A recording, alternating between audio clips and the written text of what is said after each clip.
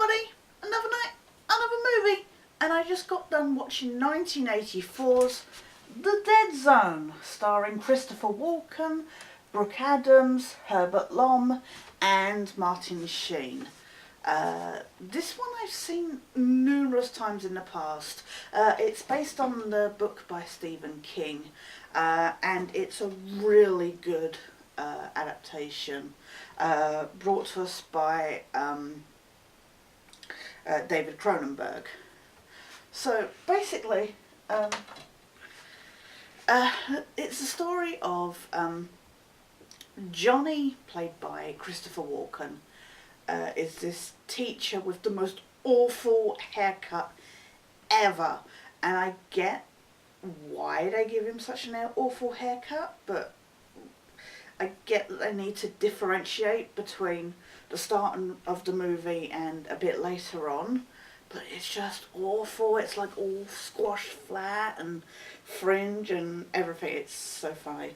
And he's got glasses and that. And it's just funny seeing Christopher Walken you get so used to him having his kind of coiffed hair, and then he's got this. I know it's silly spending that much time talking about his hair, but really it is funny. So anyway, he plays a teacher, and he's going out with one of the other teachers there, Sarah, played by Brooke Adams. And they had this very lovely relationship, and they go out to some theme park, go on a roller coaster, and Johnny's having these headaches, but you don't really get any reason. You don't understand why. It's all kind of shrouded in mystery, and you're left hoping that it'll be explained. So anyway, he goes back, takes her home after going to this fairground, and the rain starts tipping down, and she's like, oh, well, you could stay. And he's like, oh, well, some things are worth waiting for. Now, I could be a little old-fashioned or something, but she said that he could stay over. That doesn't necessarily mean sex. So, you know, unless there was some secret code word in there that I missed, he was assuming quite a lot. I have no issue with them waiting to have sex and stuff, but it was just the way he was just like, oh, some things are worth waiting for. I'm like, did she say come in and bang my brains out? So he kisses her goodnight, he leaves in that whole, you know, kind of predictable way. She like runs back after him, oh, I love you, Johnny. And he leaves in the pouring rain, and some other truck driver starts falling asleep at the wheel and has an accident and leaves his tanker across the road, and Johnny crashes because he's, you know, got no visibility in this really heavy rain. He crashes into the tanker, ends up in a coma. When he wakes up, he has much better hair, and apparently never again has the need for glasses. Well, he does have glasses later on, but anyway, moving on from the glasses, sorry. So yeah, he wakes up. Sorry. The whole fashion sense in this movie, seriously, is so 80s. And on the female side, quite 70s actually. Anyway, he wakes up from his coma. It's 5 years later. You only get told this by exposition. There's no title captions in this, and I hate how those are sometimes used. Sometimes they're used for the most unnecessary reasons. But that's my one problem with this movie is time passes and you never have any real concept of how much time has passed. A lot of different things happen, and clearly somebody wasn't working on the continuity kind of script, because time passes with stuff like Johnny buying a house or getting another house and moving, and and this, that and the other, and yet there's other elements where it seems stuck, and you're supposed to believe that nothing has progressed in that part of the story, like with the Martin Sheen's character, Greg Stilson, I think, is running to be senator, and he has this whole election thing going on, and yet you never get any real concept of that progressing. Whereas everything else, you feel like quite a lot of time has passed. But I'll get into that in a minute. But the point is so there's no title card for Johnny waking up from this coma, which again I don't have an issue about because they break it to him, so that's understandable. But what cracks me up is, so there's this doctor, played by Herbert Lom, who's all like, "Oh, Johnny, you were in an accident, you were badly hurt." And Johnny's like, "Oh, there's no scratches on me, this is a miracle." His parents come in, and the mother's like, "Oh, you've woken from your trance." And the doctor goes, "Oh, well, remember what we said?" And she's like, "Oh, I'm sorry," you know. Well, she doesn't really apologise, but she's very kind of standoffish and very, you know, religious, and you've been brought back to us from, you know, saved by angels. It's a miracle. And Johnny's like, what about this trance?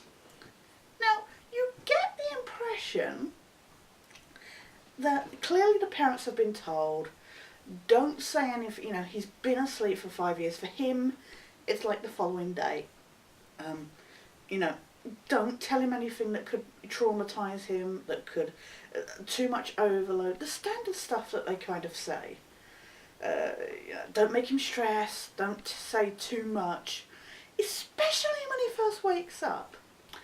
And without too much persistence, the mother very kindly informs Johnny that he's been in a coma for 5 years, and that his girlfriend has moved on and is now married, in no unceremonious terms. And Johnny's just like, oh.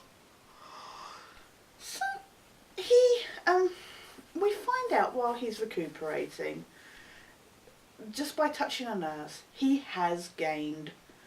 What is it gained? You find out he has his psychic abilities, basically. And he continues to have the headaches, and later on they give the excuse that the headaches are because he's using his power of second sight. But he was having the headaches before he had the accident, and you're given the impression that the coma is what has brought these visions about. So I don't know what the headaches are supposed to. I've not read the book. I assume that kind of stuff is built up and expanded upon and explained. It doesn't translate into the movie version very well, which is kind of frustrating, because he continues to have the headaches for the rest of the movie, and it's believable when he's using his power, but there seems to be no real conclusion to or explanation for that. I mean, clearly at some point he must have been scanned out when he first had the accident. So you would assume that anything that might have been, be it a tumour or anything like that, would have come up in a brain scan. No, apparently. So anyway, he's asked to use the power to find a serial killer who turns out to be one of the local police, and then he essentially shuts himself off. He moves away from the family home after his mother dies from a heart attack, and he closes himself off and becomes a tutor at home, where he meets this, I know it, Robert, I can't remember the guy's name. Anyway, he meets this guy. This guy comes along and asks him to bring his son out of his shell and teach him. So Johnny does that. But there's one key thing I've missed out. I've just realised I've missed out in the distraction of bad hair and everything else. So the girlfriend, who has moved on, is now married and has a kid. She, at Christmas time, after Johnny's mum's died, he's at the house with his dad. She randomly turns up with her kid, plonks the kid down, and then goes in the living room and is like, "Oh, you know how we said some things were good waiting for? I think we've waited long enough," and starts unbuttoning her top. And I'm just like, "Wait, what? Lady, you're married."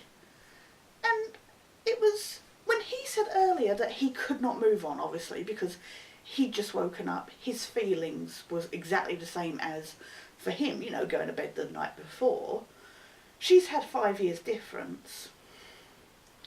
I could understand if, you know, for the rest of the movie he keeps pining after her, obviously. But she turns up at his house with clearly the sole intention of just shagging him. And it was just the way she does it. And he just sits there and there's no, maybe I should think about this. Or think about consequences. And I know, they love each other, blah, blah, blah. Missed time. You know, there's this sudden emotions and that. But I don't even really feel, in that particular scene, I do not feel any kind of real emotion to just force them together. It's just the way she just walks in, kneels down, unbuttons her top. What? So, yeah, anyway, so he homeschools and he sees that this kid's going to have an accident in a skating accident where they fall through the ice. He warns the father, who doesn't believe him, but thankfully the kid is saved. And then Johnny has these visions of this Greg Stilson, who it turns out his wife, it turns out Sarah's husband is helping with the campaign for. So they meet up again. Again, you have no clue of how much time has happened between Christmas and this whole election stuff. So Johnny then has a vision that Stilson is going to cause, essentially, mass murder. He's going to set off nuclear bombs, etc. So Johnny goes to assassinate Stilson. And of course, doesn't succeed, but Stilson, being a douchebag that he is, holds up a baby while the gun goes off, and he gets shamed, you know, named and shamed with pictures. So Johnny managed to stop that from happening, but he got shot before he managed to properly shoot Stilson. So he dies, and, you know, so they love you to Sarah and all that stuff. So it's a really good, you know, it's kind of predictable where it's going. But, I mean, like I say, I've not read the book, so I don't know. I assume that a lot of my problems that I've just mentioned are probably much fuller within the book. I do own the book. It's on my bookshelf. I just haven't taken the time to sit down and read it. But this is an interesting movie, and it is very much like yesterday's Firestarter, and it turns out, like I say, this is 1984. Is it 1984? I'm pretty sure it was 1984.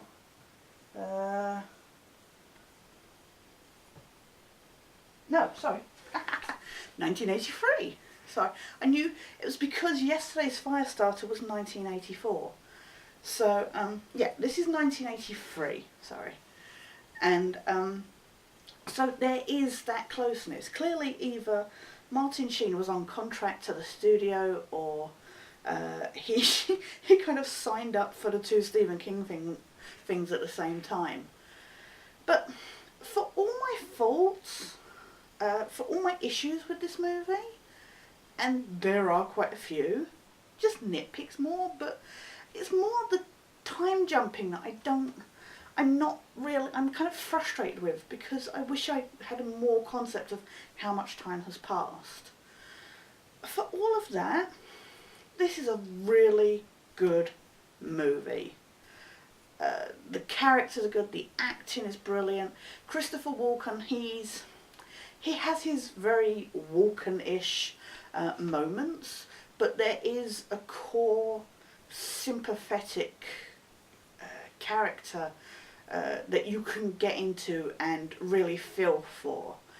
And I can kind of understand why this later spawned the TV series. I don't know if that was inspired by the movie or if it just went straight from the book. But this is a really good, well-paced, a lot more enjoyable than, say, Firestarter was. And I didn't not enjoy Firestarter. This one I enjoy a lot more. It does have its problems, but it's excellent direction by Cronenberg for the most part, and everybody's excellent in it, like I say, and I just enjoy it a lot more. The script is so much better, and there's not much more I can say about it. It is just, it's more of a thriller than a horror. The psychic ability isn't really used in a particularly horrific way. So it's more of a thriller to me, a thriller drama.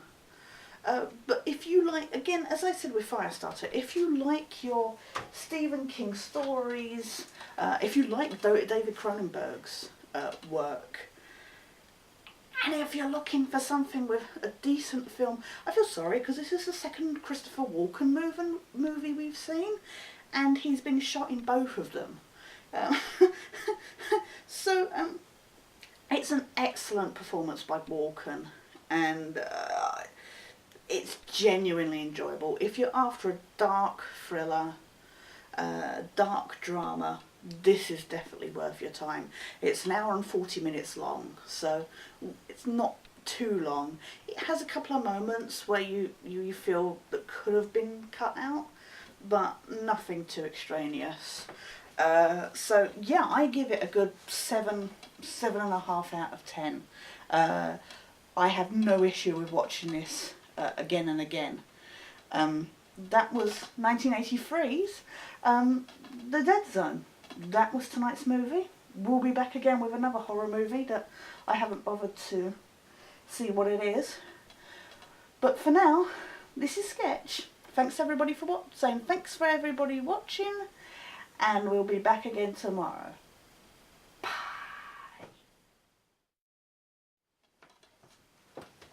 And yes, I did completely lose my train of thought of what I was saying there. I'm still signing out though.